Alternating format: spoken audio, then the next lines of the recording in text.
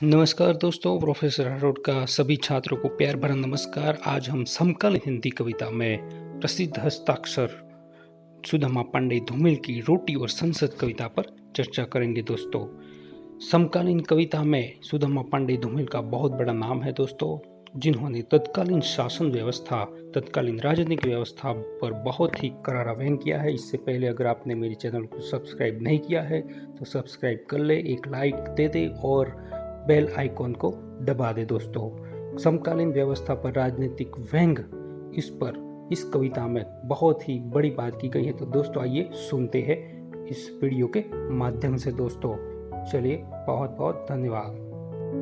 Paper number 8, जिसमें आज हम छायावाद उत्तर हिंदी कविता की बात करेंगे। दोस्तों, छायावाद उत्तर हिंदी कविता वो क्या है?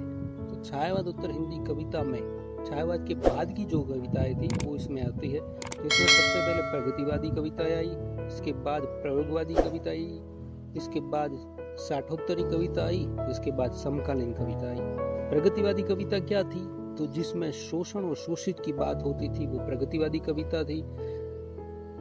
फिर प्रयोगवादी, यानी कि जब नए नए प्रयोग होने लगे, किसी में विषय के तौर पर, भाषा के तौर पर, अलंकार के तौर पर किसी भी तरह के प्रयोग होने लगे, उसे साहित्यकारों ने या आलोचकों ने प्रयोगवादी कविता कही है। उसके बाद साठोत्तरी की आई, यानी कि सन 60 के बाद की जो कविताएं थी वो साठोत्तरी कविताएं। फिर 1975 के बाद की जो कविताएं थी वो ज्यादातर समकालीन कविताएं कही जाती है। समकालीन कविता में सबसे बड़ा नाम अगर किसी का है तो वो है सुदामा पांडे धूमिल जी का है। धूमिल जी ने अपनी कविताओं में तत्कालीन शासन व्यवस्था है उस पर करारा व्यंग किया है।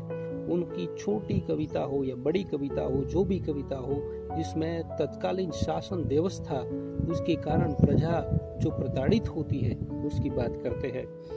उनकी एक छोटी सी कविता की हम आज बात करेंगे, रोटी और संसद, जिसमें तत्कालीन शासक जो है वो किस प्रकार से संसद में क्या कर रहे हैं उसकी बात करते हैं। ठीक है, जो कहते हैं कि एक आदमी रोटी बेलता है, एक आदमी रोटी सेकता है, एक तीसरा आदमी भी है जो रोटी बेलता है, रोटी सेकता है, वो केवल रोटी से खेलता है। मैं पूछता हूँ कि ये तीसरा आदमी कौन है? मेरे देश की संसद मौन है। तो ये जो कविता है वो शोषण के तौर पर शोषित प्रजा जो अपना सब कुछ देकर टैक्स के रूप में, या कहीं भी आप एक छोटी से छोटी चीज लेने के लिए जाएंगे तो आप उसका टैक्स भरपाई कर रहे हैं। उस टैक्स के रूप में एक आम आदमी भी अपनी कमाई का कुछ हिस्सा इस सरकार को, इस देश को दे रहा है। यानी कि किसी भी व्यक्ति को, जैसे कि वो संसद में लोग बैठे हुए हैं, तो संसद में जो बैठे उनकी जो सुविधाएं मिल रही है उनमें सामान्य प्रजा के पैसे भी लगे हुए हैं। ये सारी बातें यहाँ पर धूमिल जी बता रहे हैं।